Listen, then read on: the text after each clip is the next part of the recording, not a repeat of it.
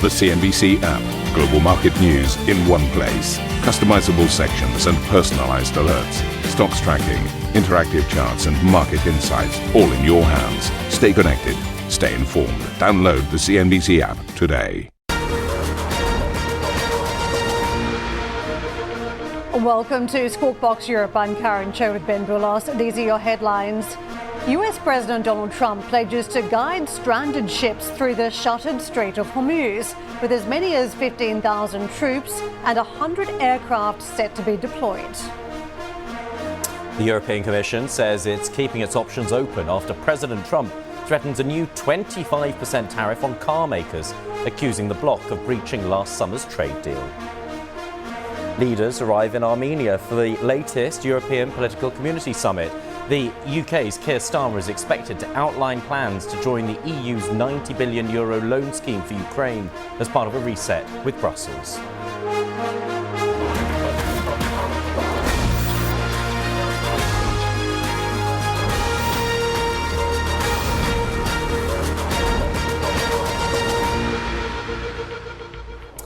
Hello, welcome to the programme. The US President Donald Trump has said Washington will attempt to guide ships trapped by the Strait of Hormuz closure through the critical waterway in an operation that's due to begin this morning.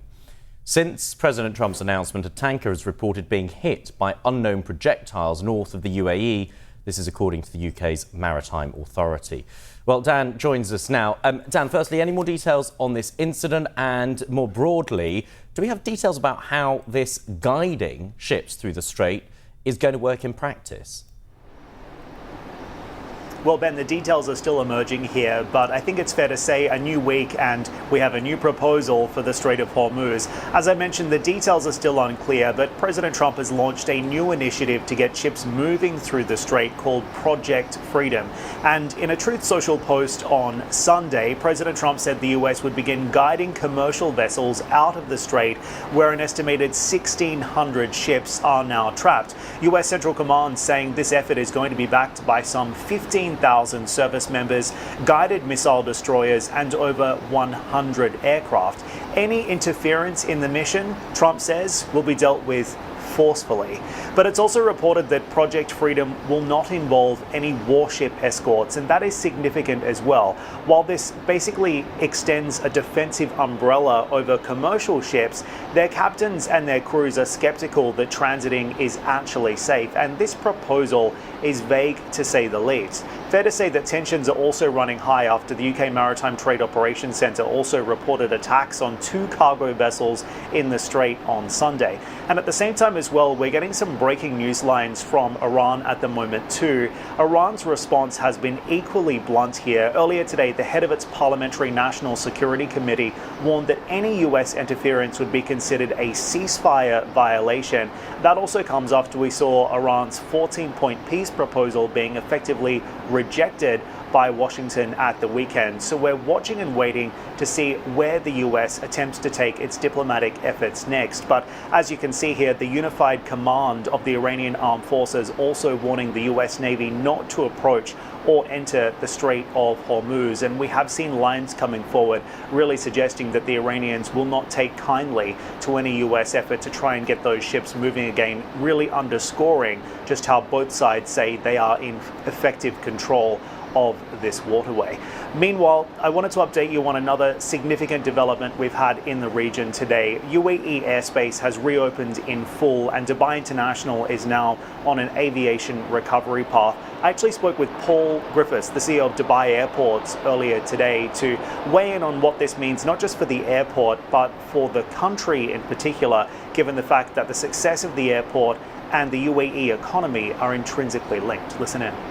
And since the start of the crisis back at the beginning of March, we've actually facilitated something like 6 million passenger journeys through the airport, which under quite extraordinary circumstances is quite an achievement, I believe. And that's only because of the very, very close coordination and cooperation we've had right across the aviation sector and beyond.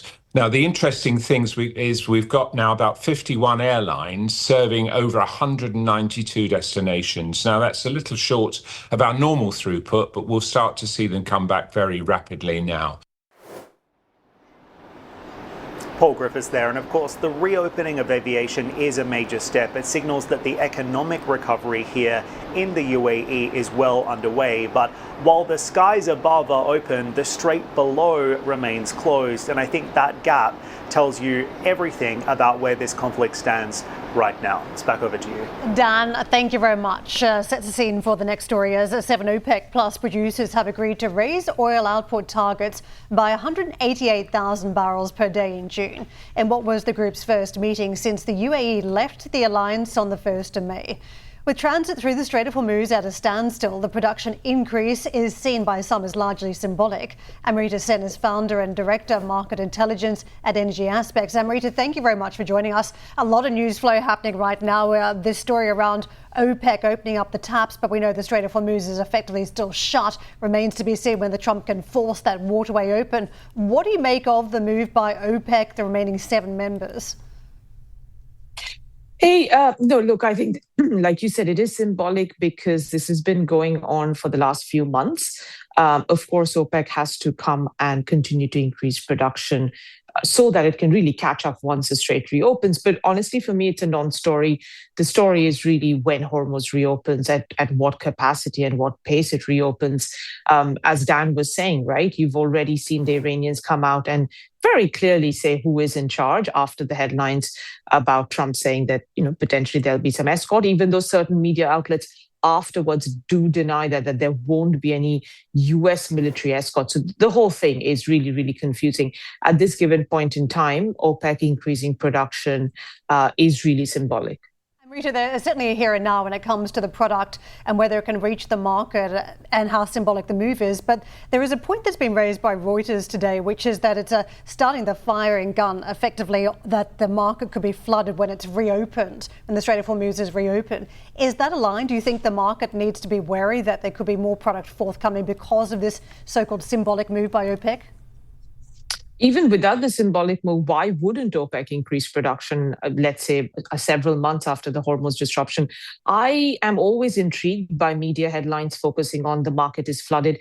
We're losing 1 billion barrels of oil supplies just through, if we just go through this month. So where is this flood going to come from? Isn't this oil just to replace what we've lost, and even then it's going to fall short? And to that point, Amrita, I suppose one of the most visible examples of the demand destruction that inevitably has to come, we're seeing in the airlines because of the jet fuel. And they are, they're anticipating potential shortages. There's an FT piece about how many 2 million seats, I think, 2 million reduction in May alone as they try and get ahead of the curve. It feels like we haven't really seen the demand destruction that would be commensurate with this kind of oil price shock. Absolutely. And I couldn't agree more with that. I think we've seen just above 3 million barrels per day of demand losses, mostly in Asia, which is where the supply shortfalls are. But prices in the West just have not risen enough to make the compensation for the supply losses. And that's why we have been calling for higher product prices, jet fuel, diesel, even gasoline. I think gasoline prices in the US continue to rise. It's an indirect effect because no refinery today wants to produce any gasoline. They're all prioritizing jet and diesel given the relative prices there.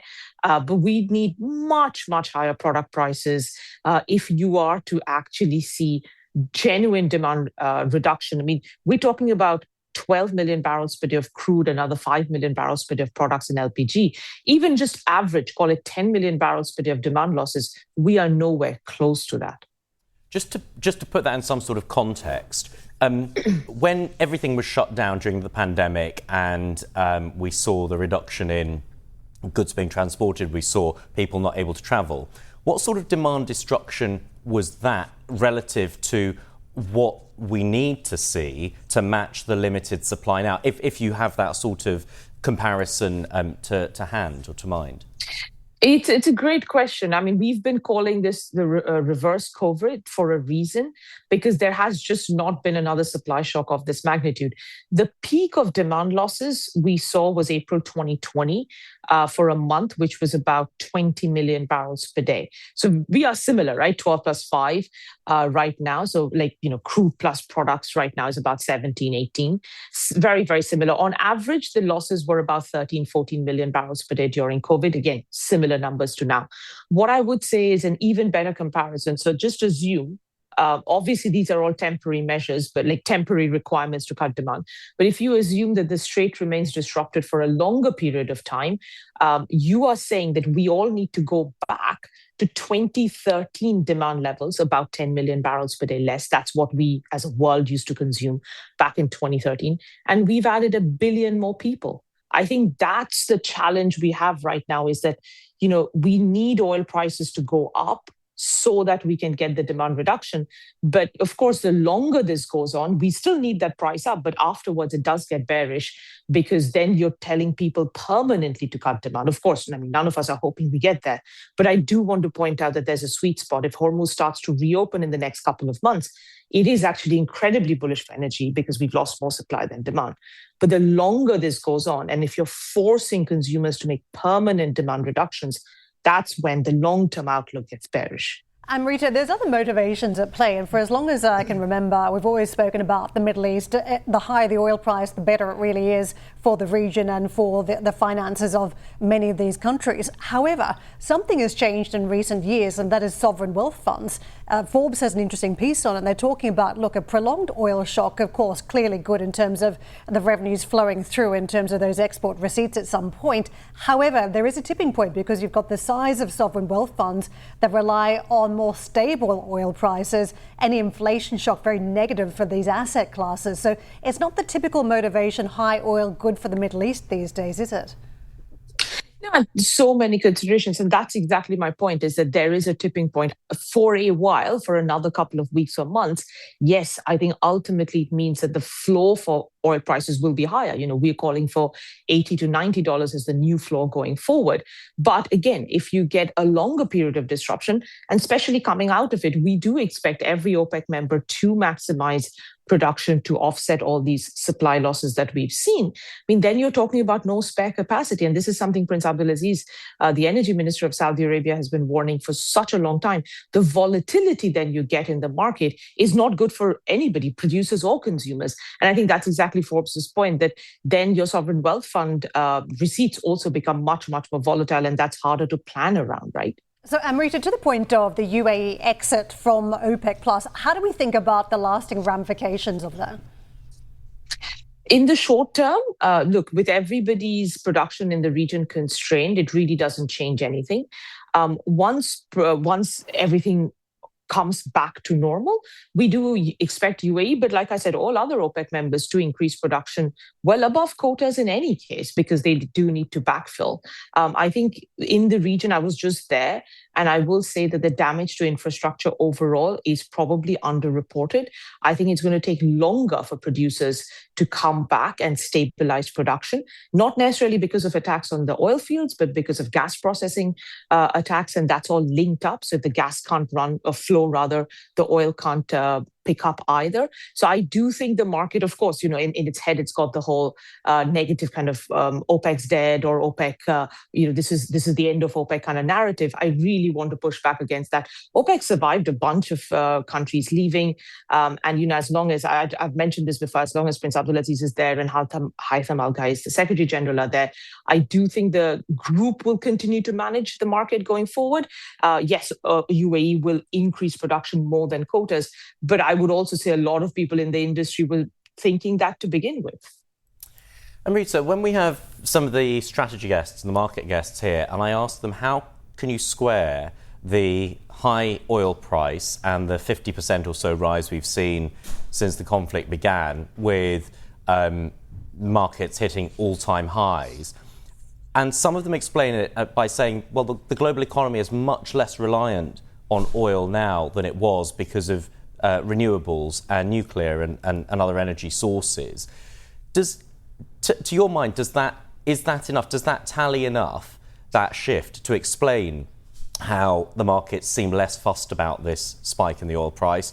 Or do you think maybe the significance of oil is being underplayed there?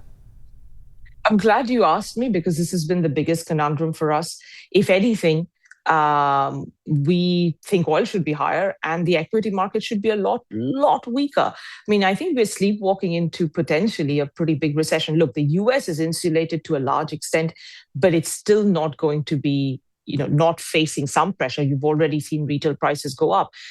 Primary energy consumption, 84% is still fossil fuels. Now, yes, we've seen more coal instead of gas, for sure. I think that's why gas prices have been low. Oil's intensity, yeah, sure, it's come down over the last few years, but that's not the reason why we're not seeing the impact on the stock market. I do think there's extremely misplaced euphoria around, this is just an Asian thing. By the way, it's not just oil, it's LNG, it's chemicals, fertilizers. Just wait for food prices to start going up because of what's going on, the lack of urea, transport, and natural gas prices, or natural gas being curtailed in the fertilizer sector. All of this, I mean, this is a massive, massive energy crisis. And I have been equally amazed at how the equity market is completely dismissing it, talking about how great Q1 results are. They are not going to be great nearly to the same extent in Q2. Well, that's a relief, because I thought I was missing something. So I'm glad it's not just me, Amrita. Really interesting to get your thoughts. Thank you very much indeed for joining us on the show this morning. Amrita Sen, founder and director at Market Intelligence Energy Aspects. Thank you for joining us this Monday as well. And stay with us, because we've got plenty coming up, including this. President Trump says he will ratchet up tariffs on imported vehicles to 25%. We'll discuss what this means for European car makers next. Plus, the German Chancellor Friedrich Merz seeks to downplay a rift between himself and President Trump after the US leader threatens to pull more troops out of Germany. More on this after the break. And we'll take a closer look at helium prices as the key commodity faces shortages due to the Middle East conflict. The CEO and co-founder of Pulsar Helium will join us later this hour.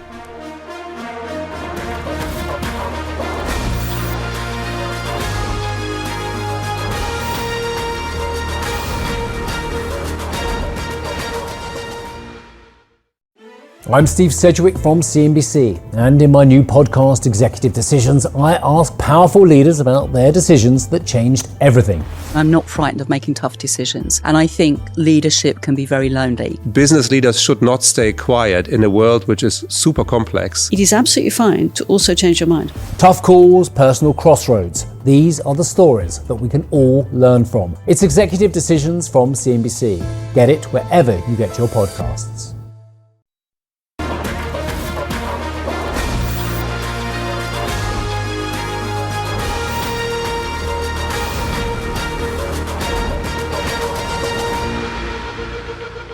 Welcome back. Let's have a look at the markets and how they're performing in, this was the US close on Friday, and it's worth noting that we saw another all-time high at the close for both the S&P and the NASDAQ. And interestingly there, we can see how that's been picked up, and all that was Friday, that really setting the tone for the Monday session, especially the Kospi. Look at that, the South Korean benchmark up 5%. It was already powering ahead at all-time highs, adding to those fresh all-time highs. Of course, a lot of what's driving the US markets, the optimism around AI and tech, benefiting some of the heavyweights on the Korean benchmark, like SK Hynix and Samsung, two big names in the tech space there. There are some of the Asian markets in Japan and China closed for a public holiday, so trading perhaps a little flatter than normal, but that's certainly not holding back the Kospi by any stretch of the imagination. Let's have a look at what's happening in terms of futures and what's being anticipated when Monday trading gets underway. No FTSE 100 there in the futures, you'll notice. It's because it's a public holiday here in London, so no trading on the London benchmark, but you can see the other continental markets, the Paris CAC and the German DAX, being called higher, as is the blue chip pan-European stocks 50. But we'll keep an eye on that and bring you the market open when it happens at the top of this hour. Armenia plays host to a gathering of Europe's political community today. Nearly 50 heads of state and government, including Canadian Prime Minister Mark Carney, will gather in the capital, Yerevan, as the group looks to foster new diplomatic alliances and reinforce trade links. UK Prime Minister Sir Keir Starmer is reportedly set to begin negotiations to join the European Union's €90 billion loan scheme, seen as an essential support line for Ukraine. Ahead of the official summit later today, Starmer said the UK is ready to do the necessary work and give Ukraine the support it needs to keep pressuring Russia. President Trump has threatened to withdraw more US troops from Germany after announcing last week that 5,000 soldiers will leave the country.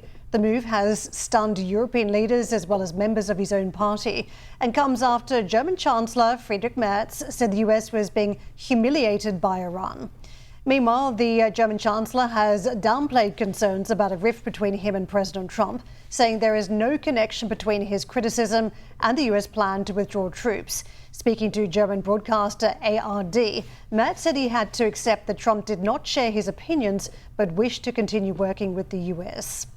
The EU has been left scrambling after an announcement on Friday that the Trump administration would increase tariffs on imported vehicles from 15% to 25% effective this week, accusing the bloc of non-compliance with their original trade deal struck last July. Annette and Charlotte are across how the tariffs could impact Europe's economies and its automakers. But Annette, first to you, because it feels as though this is a US president who does not separate into various lines, foreign policy, trade policy and other aspects. He does mix it all together. And now we've had these attacks from Friedrich Merz in terms of how Iran has been handled. Could this simply just be retaliation for the German position around Iran? Well, at least that is what is rumored in Brussels and also in Berlin, that this tariff or the increase of the tariffs to 25% on cars is a direct retaliation to the spat between Merz and, of course, or against Germany, because Friedrich Merz did say all that about Trump and Iran, as you were pointing out before. So we don't know. But the fact is that it would hit the German economy the worst among European peers, because clearly Germany is home of a very big car industry. If those tariffs were enacted, first estimates do think that it could actually chop off 0.3% of economic growth, which then would mean, against the recent reading of GDP, that the economy would actually flatline or zero growth. And it could even prompt Germany into a recession, according to the IFO Institute, because the car industry is such an important factor in the country. We don't only talk about the big car manufacturers, but also all the OEMs, all the suppliers. So it all in all, it entails more than 300,000 jobs just in the country. But let me run you through the different potential scenarios for the car makers, because not everybody is hurt the same way. We have, for example, shares in BMW in pre-market trading being barely affected, even trading in the green, because BMW is, so to say, the good customer in the US, because they have a huge plant. They do re-import even into the euro area or into Europe. So they are a big player in the US and actually could find a way around those tariffs. That's at least what, as well, I heard in my recent conversation with the CEO, that they're planning some sort of side deal.